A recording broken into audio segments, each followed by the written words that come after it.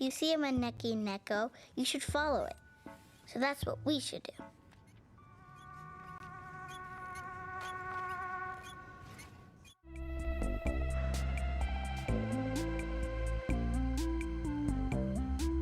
Over the many years that Netflix has been around, they produced plenty of original shows, some of which had long runs, while others have been rather short-lived. Today we'll look at Netflix cartoons that had the unfortunate fate of having only one season. This is often due to lack of popularity or Netflix thinking it's not worth the effort to continue, and other unfortunate reasons. I'll also share my overall thoughts on each show and whether or not they deserved more seasons. Before we begin though, please note that I won't be covering shows that were cancelled and subsequently renewed elsewhere. I will also not touch on any limited series, so no Tuca and Birdie or series like Tales of Arcadia's Wizards. Now, let's dive into our first show.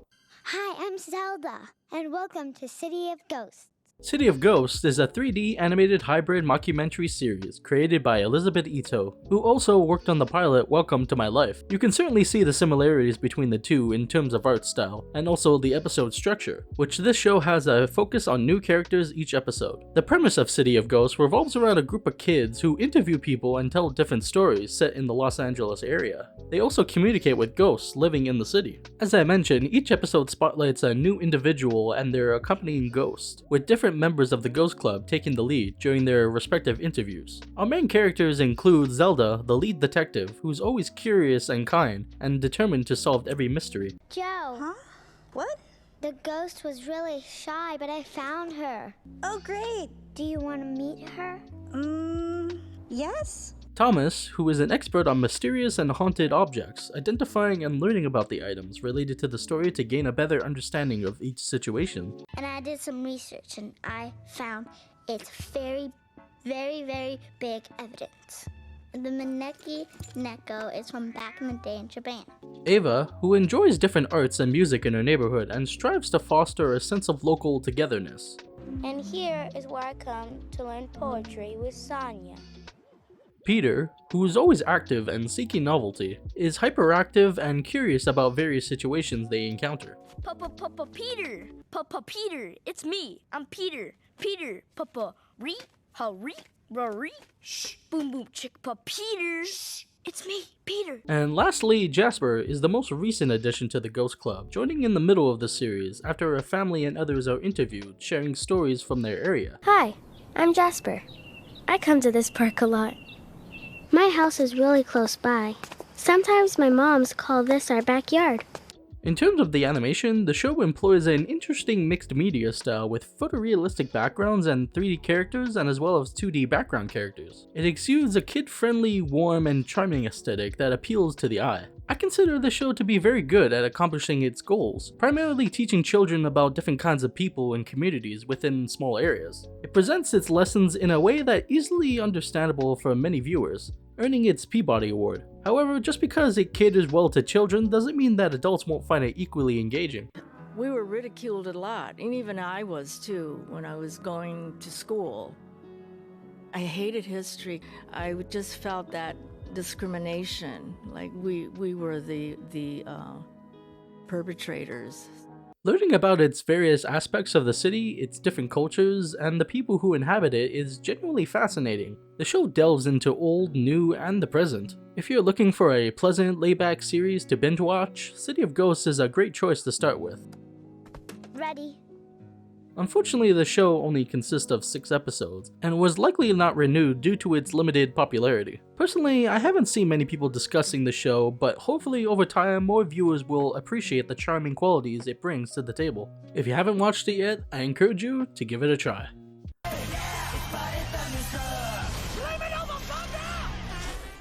Buddy Thunderstruck is a stop-motion animated comedy series created by Ryan Weisbrock. The series follows Buddy Thunderstruck, a truck racing dog who brings nothing but fun times and chaos to his hometown of Grease Pit.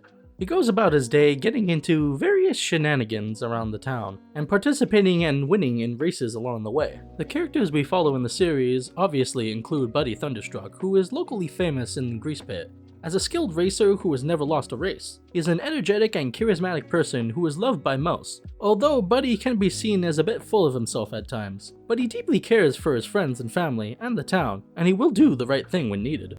That man was an imposter. I'd never hurt y'all. I love everyone in Grease Pit, especially you, Handsome Joe. We also have Darnell, Buddy's best friend and mechanic, who does everything together with Buddy. He's always kind and caring and a friend to all, reliable when needed, especially to Buddy, but at times he can feel a bit underappreciated from him for all the work he does. Build the rouser from the ground up is all. Oh, but hey, why should I get any credit? Fart. There's Muncie Thunderstruck, who is Buddy's cousin and the owner of the local restaurant in Greasebed called the Concho Bolo. She's publicly seen as a safe and by-the-books kind of person. Still, secretly, she races alongside Buddy in her own car, using a helmet to hide her identity. Muncie Thunderstruck, my greatest fan and my greatest cousin. Your only cousin.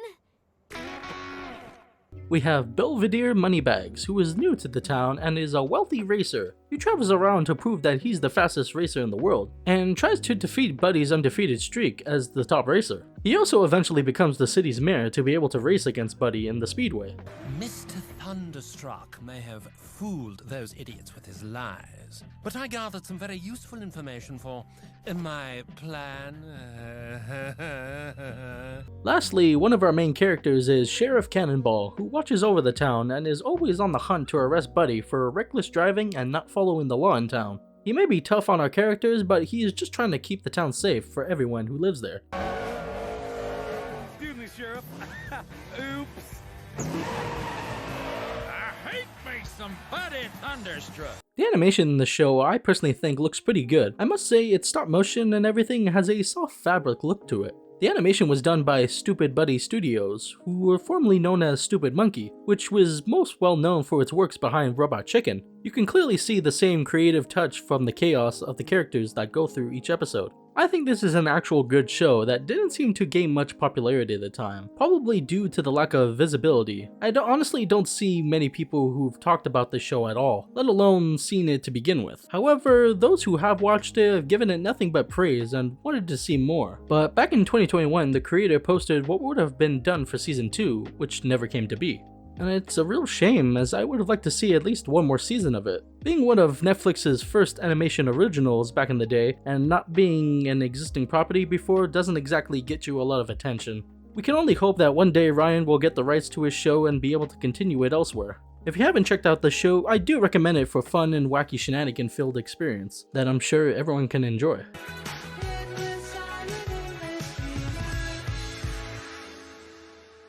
12 Forever is a 2D animated series that tells a coming-of-age story about a girl named Reggie who desires nothing more than to remain a child. With her creative imagination, she is able to enter another world called Endless, where everything from her childhood becomes real, allowing her to escape the inevitability of growing up. Reggie is also joined by her friends Todd and Esther, who also seek refuge in the world to avoid their own real-world problems. However, as the series progresses, the challenges of the real world begin to catch up with them, leading to the appearance of the main antagonist known as the Butt Witch, who seeks to destroy the world of Endless. As for the characters, Reggie, as mentioned earlier, is someone who admittedly resists growing up despite the inevitability. She often immerses herself in her imagination but remains steadfast in her commitment to the people she cares about. I like who I am now, and I don't really want to change. Oh, Reg, you know, growing up isn't scary. It's fun. And it's gonna happen anyway, so you might as well embrace it. Todd, another member of the trio with access to the world of Endless, is usually a laid-back person but yearns for moments of relaxation due to the fact of his busy life at home. He tends to keep his feelings reserved, preferring to work through them on his own. Esther, the final member of the trio, is a kind and logical individual who values her friendship with Reggie and Todd. Upon entering the world of Endless, she becomes deeply connected to their adventures. It's worth mentioning a bit about the main antagonist, the Butt Witch, who embodies Reggie and her friends' insecurities. Her powers grow as they resist growing up, making it imperative for them to confront their challenges of maturing. The animation in the series features a colorful and blocky aesthetic that sets it apart from other shows, giving it a nostalgic feel, reminiscent of the shows from the early 2000s. Now, the cancellation of this show is very well known, but for those who might not be aware, the show's creator, Julia Vickerman, faced controversy for inappropriate behavior, including stalking a 14-year-old boy and posting about it on her Tumblr. As a result, she was replaced as the showrunner. Recently, it was revealed in February of 2023, Julia was fined over $30,000 in the Supreme Court for her actions. She issued an apology to Netflix and everyone involved in the show, and it seems that Netflix and the crew accepted her apology. According to the information, consequentially, she is no longer dismissed from Netflix and might work on 12 Forever again, or other shows. However, many people, including myself, feel quite uncomfortable with this decision and her potential involvement in future projects. Ultimately, we can only wait to see what happens in the end. It's unfortunate that the series is connected to such a controversy, because it had immense potential. Unfortunately, the show's future is pretty uncertain and grim. Knowing what we know now, it remains to be seen whether many would be willing to watch it if more episodes were produced. Okay, great.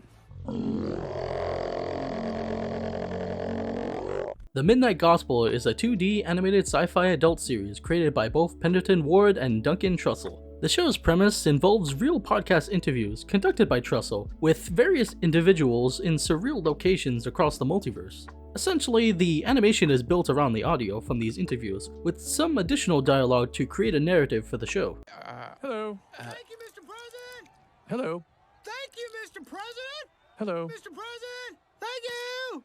The story of the show follows Clancy Gilroy, a character who owns a multiverse simulator. He uses this device to travel through the surreal worlds, often to do podcast interviews. These interviews usually take place while the worlds around them are teetering on the brink of collapse. In between interviews, Clancy tends to avoid real-world problems, including those involving his family. Instead, he chooses to ignore these issues and remain focused on his podcasting adventures. Clancy, it's your sister. You need to call me back right now. I'm freaking peeved off, man. There's no reason that you're fake.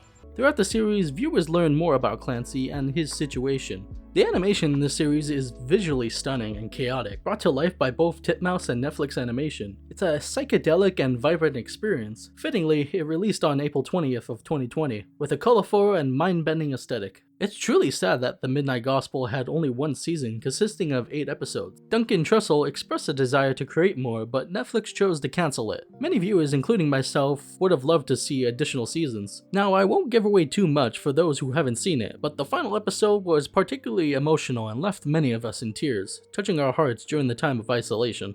And these are the 4 shows that were cancelled after just one season by Netflix. Some of these had incredible potential, while others might have been better suited as a standalone season.